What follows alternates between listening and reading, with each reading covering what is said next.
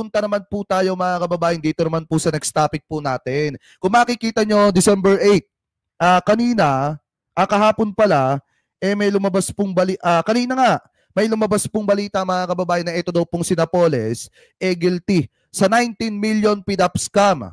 Sabi pa dito, muling pinatawa ng resolusyon perpetua. So kung babasahin po natin itong nilalaman ng balita galing po sa Abante, sabi po dito mga kababayan, hinatulan ng guilty si Janet Napoles sa 2 bilang ng kasong malversation o public funds at muling pinatawan ng resolusyon perpetua o habang buhay na pagkakakulong. Ayon sa desisyon ng Sandigan Bayan, Special 3rd Division, guilty si Napoles kaugnay ng illegal na paggamit ng 19 milyong Priority Development Assistance Fund or etong PDAP ng yumaong si Benguet Representative Samuel Dangwa.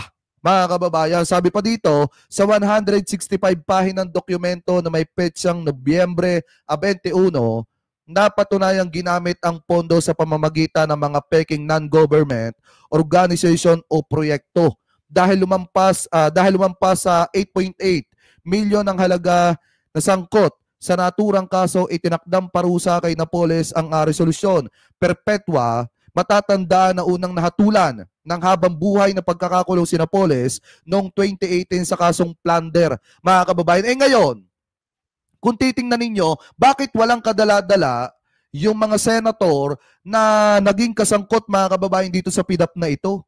Bakit umulit pa yung mga yan? At ngayon, may posibilidad pa na ma-aresto by next week. Di ba? Biruin nyo kung si Napoles nga mga kababayan, nahatulan ng panghabang buhay na pagkakakulong.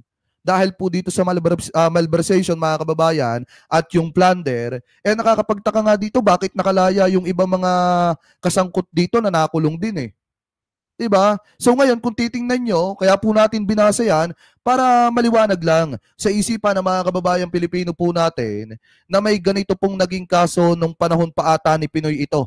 Mga kababayan, ano po or nung panahon ni Digonggong. Pakitama na lamang po ko kung ako po ay mali. Ano po, dahil nga kung titingnan natin, meron po tayong nakitang balita kanina na kung saan, ayon daw po kay kay Ombudsman, Boying Rimulya mga kababayan, baka next week, posibleng maaresto si dating Senador Bong Revilla Jr. bago magpasko. Ayon kay Ombudsman Jesus Crispin Remulla, kasunod ng rekomendasyon ng Independent Commission for Structure, ICI, kaugnay ng flood control scandal. Sabi pa dito, kung titingnan nyo po sa quote-in-quote, Bong Revilla posibleng maaresto bago magpasko. Ombudsman Remulla, posible, baka next week, yan si Revilla ang low-hanging fruit. Saka matagal na yan. Lumabas at matagal nang iniimbestigahan yan. Yan po yung sabi ni Ombudsman Boying Rimulya mga kababayan. So asahan po natin na by next week mga kababayan, ito po mga sangkot sa maanumalyang flood control. Yung iba, baka maaresto na po yan. Dahil kung babasahin po natin ang laman ng balita pong ito mga kababayan, maliwanag naman po na sinasabi dito na ito daw pong si Bong Revilla posibleng maaresto bago magpasko. Ayon daw po yan kay Ombudsman Boying Rimulya. So ngayon, kung titingnan po natin yung nilalaman, ito yan. Sabi po dito, posibleng maaresto si dating Senador Bong Revilla Jr. bago magpasko. Ayon kay Ombudsman Jesus Crispin Remulla, kasunod ng rekomendasyon ng Independent Commission for Structure, ICI, kaugnay ng flood control scandal. Ayon kay Remulla, sapat ang ebidensya laban daw po kay Revilla. Matapos itong maiugnay sa iskandalo ni na dating Public Works Undersecretary Roberto Bernardo at Bulacan District Engineer Henry Alcantara. So ngayon, ano nga ba ang dahilan? Bakit sinasabi na matibay yung ebidensya mga kababayan laban daw po dito kay Laban daw po mga kababayan dito kay Bong Revilla na magiging dahilan ng pagkaka-aresto po niya by next week. So ngayon, sabi po dito, ayon kay Remulla, sabi po dito, posible baka next week, yung si Revilla, ang low-hanging fruit. Tsaka matagal na yan. Lumabas at matagal nang iniimbestigahan yan. Ani ni Remulla sa panayam sa ANC. Pinag-aaralan aniya ng Office of the Ombudsman ang posibleng pagsasampa ng kasong malversation at plunder laban po kay Revilla.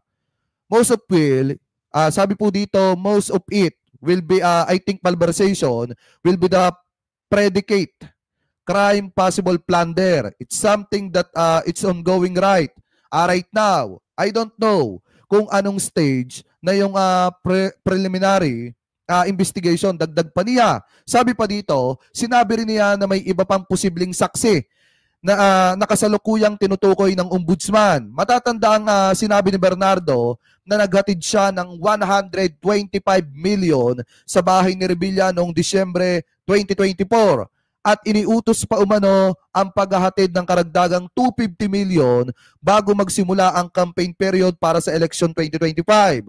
Una nang itinanggi ni Revilla ang pagkakasangkot sa manuwalyang flood control project at iginiit niyang handa siyang harapin ang paratang po laban sa kanya. Pero ang maliwanag kasi dito mga kababayan, marami sa mga kababayan Pilipino po natin ang umaasa na mapapapanagot po yung mga big fish. At ito na, kung makikita nyo, sinasabi po ni Ombudsman Boying Remulla na ito po mga ito ay maaaresto bago po magpasko.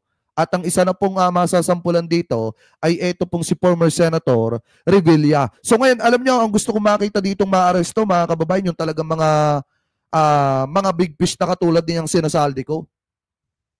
At yung iba pa na mga naiugnay. Di ba mga kababayan? Katulad nitong sina Joel Villanueva, mga kababayan, at itong sina Jinggoy Estrada.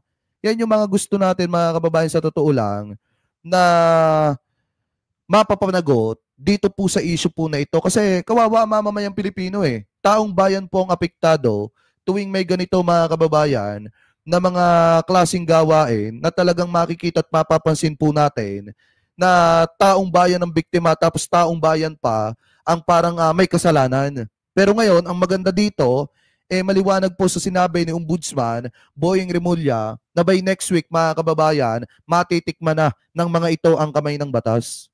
So kayo, mga kababayan, kung kayong tatanungin, dapat ba na itong sinasaldi ko maaresto na rin po sa lalo't madaling panahon?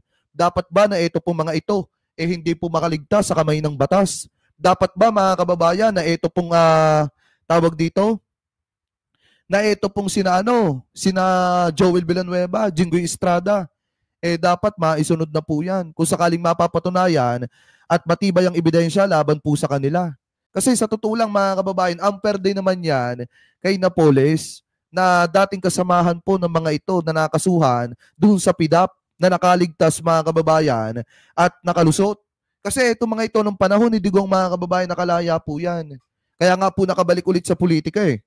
Ngayon, kung titingnan po natin, sa panahong ito ngayon, wala na po kasing sinisino kahit pa sabihin na naging kasama o naging kaalyado ni PBBM yan sa Alyansa Slate, hindi po pwedeng i-absuelto or hindi hinahayaan ng gobyerno ni PBBM na maabsuelto po ang mga ito. Kasi nga, ito po mga ito, mga kababayan, matitibay yung ebidensya laban po sa kanila na talagang sila ay nakinabang at nangurap sa pera ng mamamayang Pilipino. Kaya dapat po talaga na managot po sila, mga kababayan. Ano po? So para sa akin, dapat po mapapanagot itong mga ito, mapagbayad itong mga ito dahil unfair po sa mamamayang Pilipino yung nangyari na pagkurap sa pera ng taong bayan. Lalo na yung mga naapektuhan na mga pagbahadyan.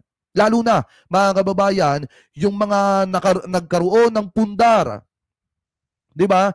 Nagkaroon ng pundar matagal sa ibang bansa, OFW, at akala nila pagbalik nila ng Pilipinas, may mauuwian na po silang bahay, akala nila may magara na silang sasakyan na naipundar, pero dahil nga sa nangyaring pangungurap sa pera ng mamamayang Pilipino na dapat ay napapapunta dun sa mga flood control project, yung mga naipundar ng mga kababayang Pilipino po natin, tinangay na lamang po ng baha tuwing nagkakaroon ng matinding sakuna. At yan po ay hindi nararamdaman ng mga politikong ito. So ngayon, mararamdaman po nila yung kamay ng paniningil ng batas. Ano po sa kanila? Kasi nga sa ginawa po nila na di umano'y pangungulimbat ng pera ng mamamayang Pilipino. So kayo, kung kayo po ang tatanungin, mga kababayan, ano po masasabi ninyo? Hingil po sa usapin po na yan. Comment below na lamang po kung ano po ang opinion ninyo. Hingil po dyan at